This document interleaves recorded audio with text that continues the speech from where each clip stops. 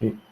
Para nosotros resolver el problema del área bajo la curva, nosotros vamos a utilizar un concepto que nos va a ser muy útil. Este concepto es el concepto de la notación sigma. ¿A qué nos referimos en particular? A lo siguiente. Por ejemplo, en este caso, ¿verdad? Vamos a suponer que nosotros tenemos ¿verdad? Números que lo vamos a llamar con esta notación. Fíjense, aquí tenemos A sub K. Fíjense que el K es un subíndice, ¿verdad? Esto es para denotar un número real que va a depender de qué? De un entero, ¿verdad? El entero viene siendo el subíndice. O sea que cuando nosotros queremos decir, por ejemplo, la suma de A sub 1, entiendas el primer número, más A sub 2, más A sub 3, sucesivamente de esa manera, sumando hasta el enésimo término. Eso lo vamos a denotar de una manera compacta con esta notación, jóvenes, observen. ¿Okay? Esta es la sumatoria desde K igual a 1 hasta el enésimo término. ¿De qué términos? Bueno, de los A sub K términos, ¿ok? Fíjense que la suma de estos N términos se reduce a esta notación. A esta notación la vamos a llamar notación sigma. Este símbolo en particular viene siendo una letra mayúscula, ¿verdad? En este caso del abecedario griego, ¿ok? Le podemos llamar notación sigma o también le podríamos llamar notación de suma, ¿ok? ¿Cuáles son las partes de esta notación de suma? Fíjense, tiene tres partes. Primero, podríamos observar que aquí se le asigna K igual a 1. Este viene siendo el índice, ¿ok? Por ejemplo, decimos, vamos a comenzar con el valor indicado de K, ¿ok? Ahora bien, este viene siendo la expresión de esa sucesión de términos, ¿ok? Y tenemos que sigma representa ¿qué? Simboliza la suma de los A sub K términos. Ahora, ¿hasta qué término nosotros vamos a sumar en esta sumatoria o notación de suma? Vamos a sumar hasta el enésimo término, o sea, este número que aparece justo encima del símbolo sigma, de esa letra mayúscula griega, nos dice que este es el último término, ¿verdad? De esa suma. ¿Okay? Por ejemplo, ¿verdad? Vamos a suponer que nosotros queremos sumar los primeros 10 números enteros pares. Por ejemplo, 2 más 4 más 6. Sumamos así sucesivamente hasta llegar a 20. Fíjense que esto es la lista, esta es la suma de los primeros enteros pares, ¿verdad? ¿Cómo nosotros podríamos denotar o expresar de una manera compacta, utilizando la notación de suma, esta suma de los primeros 10 enteros pares? Pues de esta manera. Fíjense que comenzamos desde K igual a 1 hasta el décimo término. Son 10 términos los que estamos sumando. Ahora, esta viene siendo la expresión para denotar que estos 10 números enteros pares. Fíjense que cuando K es igual a 1, ¿qué tenemos? 2. Luego, más, cuando K es igual a 2, 2 por 2, 4. Luego, cuando K es igual a 3, 2 por 3, 6. Y así sigue sucesivamente. Por ejemplo, el último término, cuando K es igual a 10, tenemos 2 por 10, 20. ¿Ok? De una manera similar, nosotros podríamos expresar la suma de todos los números enteros, de los primeros 10 números enteros impares, ¿verdad? Con esta sumatoria. Fíjense que ahora el término para expresar estos números impares viene siendo este. Fíjense que vamos desde el primer número entero impar hasta el décimo. ¿Ok? Observen que cuando ustedes colocan igual a 10 en el valor en K, sería 2 por 10, 20 menos 1, 19. ¿Ok? Eso es un ejemplo, ¿no? Fíjense que el segundo número, ¿cómo sería? Pues para K igual a 2, tenemos 2 por 2, 4, menos 1, 3. ¿Ok? Y así, esta notación nos ayuda, ¿verdad? Para escribir de una manera compacta esta expresión en su forma desarrollada. ¿Ok? Esta notación de suma la vamos a estar utilizando y va a ser muy útil para nosotros resolver el problema de el área bajo la curva. ¿Okay? Vamos a seguir profundizando en el estudio de esta notación sigma. Observen lo siguiente. Decimos que el índice no necesariamente tiene que comenzar con un 1. ¿Okay? Por ejemplo, fíjense este caso. Aquí estamos sumando estos términos de 2 elevado a la k, donde k comienza en 3 y termina en 5, ¿verdad? Por ejemplo, sería entonces 2 a la 3 más 2 a la 4 más 2 a la 5. Así, por ejemplo, fíjense que este comienza con 0. 2 a la 0 más 2 a la 1 y así sigue sucesivamente hasta 2 a la 5, ¿verdad? Muy bien. Bueno, ahora bien, vamos a ver. Este índice que nosotros estamos utilizando, ¿verdad? No es muy relevante en el sentido de que nosotros podríamos asignarle cualquier letra, cualquier símbolo, ¿verdad? En este caso le llamamos que es una variable ficticia, ¿ok?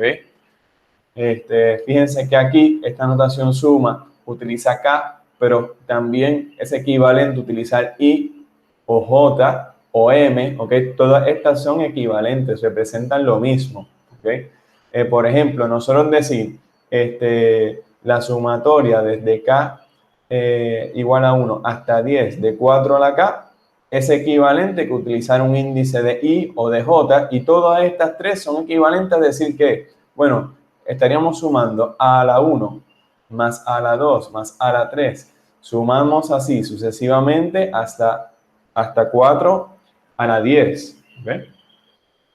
Y esta notación de sumatoria tiene, ¿verdad?, algunas propiedades, ¿verdad?, iguales que las propiedades de la suma, ¿verdad? Por ejemplo, vamos a suponer que nosotros tenemos dos enteros positivos, m y n. En la primera propiedad, si c es cualquier número real, nosotros podríamos ¿qué? Extraer c aquí en esta posición de como un multiplicativo, ¿verdad? Como un multiplicador. Muy bien. ¿Por qué es eso? Porque c no depende del subíndice, por lo tanto es una constante y la podemos traer afuera.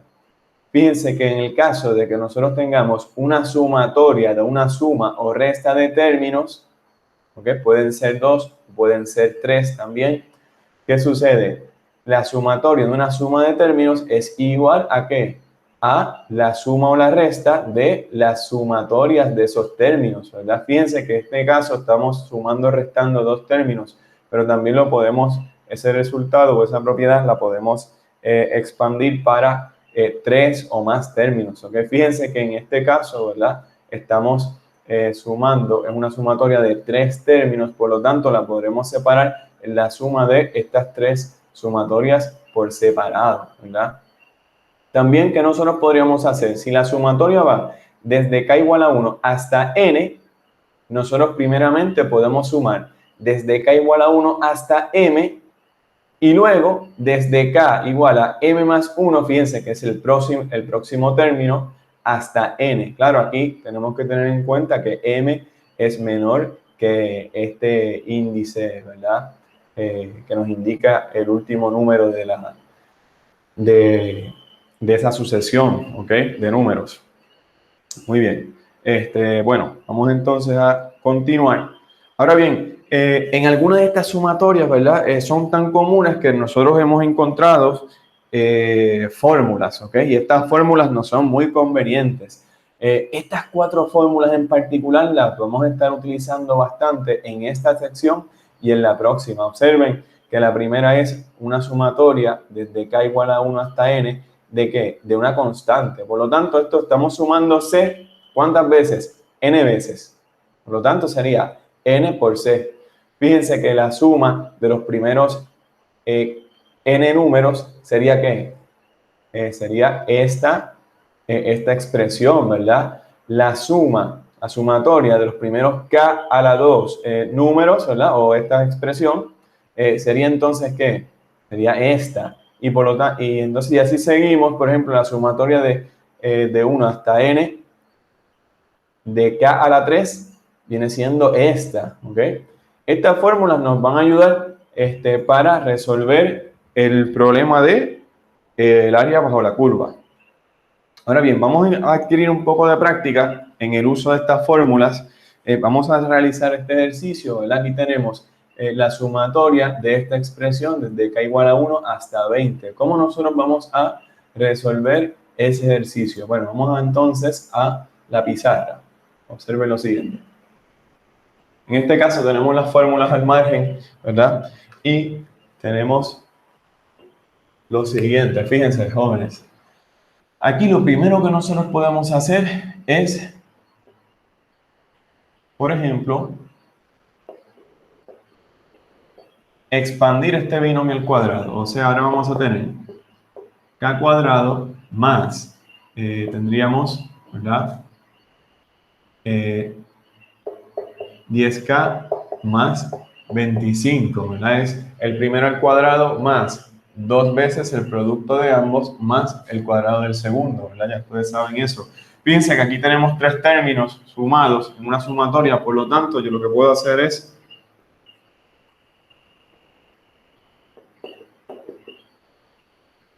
tener cada uno de estos términos de esta manera, ¿verdad? Fíjense.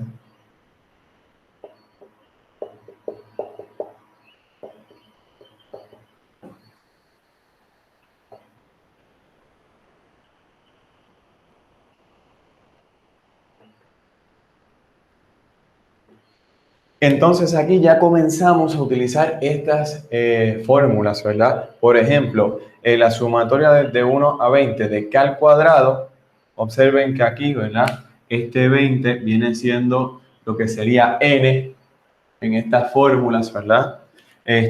Observen que todas comienzan ¿en qué? En 1, al igual que todas estas, ¿ok? Eso es importante. Fíjense que el n es un n en común en todas ellas, ¿verdad? Muy bien.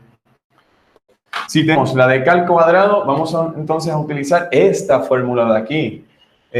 Si n es 20, entonces tenemos que reemplazar en esta fórmula 20, ¿verdad? Por lo tanto, esto sería, en este caso, ¿verdad? Tenemos algo así, 20 más 1, luego 2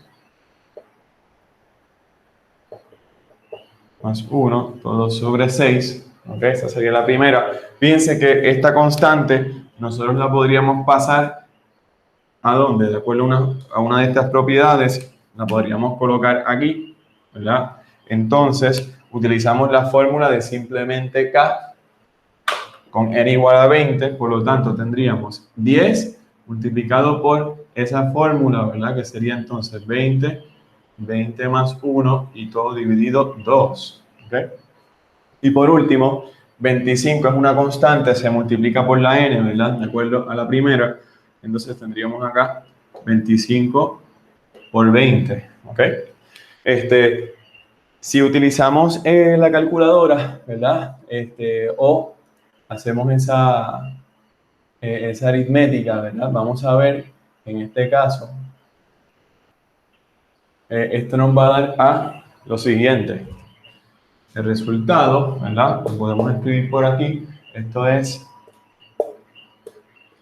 5.470. O sea, fíjense que ya nosotros tenemos la capacidad, estudiando esta notación de suma y entendiendo esas fórmulas, ¿verdad? O entendiendo cómo utilizarlas, ¿verdad? Sabemos que esta sumatoria nos da a 5.470. ¿Ok? Muy bien. Y eso sería todo por esta introducción a la notación de sigma o notación de suma.